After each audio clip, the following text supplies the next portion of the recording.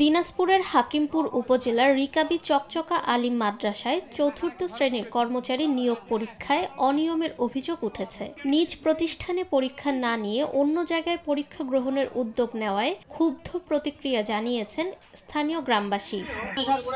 12 November বুধবার বিকালে মাদ্রাসা gate সংলগ্ন সড়কে বিক্ষোভ মিছিল ও মানববন্ধন করে এলাকাবাসী। এতে স্থানীয় গ্রামবাসী, শিক্ষার্থী, অভিভাবক ও সামাজিক সংগঠনের নেতৃবৃন্দ অংশগ্রহণ করেন। নিয়োগ দিছে যে একটা হলো মাস্টার এখানে লাগবে, এখন নিয়োগ দিছে 12 লাখ টাকা লাগবে।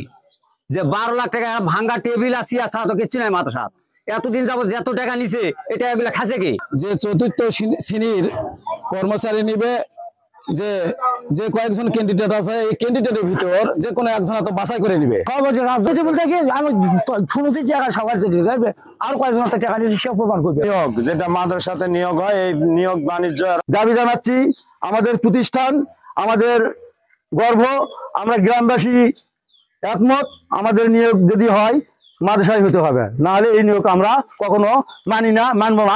মানববন্ধনে গ্রামবাসী গোলাম রাব্বানী মিলন অভিযোগ করে বলেন, রিকাবি চকচকা আলিম মাদ্রাসার সভাপতি আব্দুল রাজ্জাক ও প্রিন্সিপাল ইদ্রিস আলী নিয়োগ বাণিজ্যের মাধ্যমে যোগ্য প্রার্থী বঞ্চিত করার ষড়যন্ত্র করছেন। নিজ প্রতিষ্ঠানে পরীক্ষা না নিয়ে অন্য জায়গায় নেওয়ার মাধ্যমে স্বজনপ্রীতি ও অনিয়মের সুযোগ তৈরি করা হচ্ছে।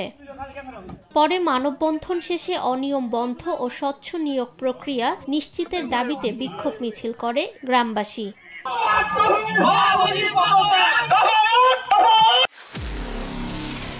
নিরপেক্ষ, সত্য প্রকাশে আপোষহীন।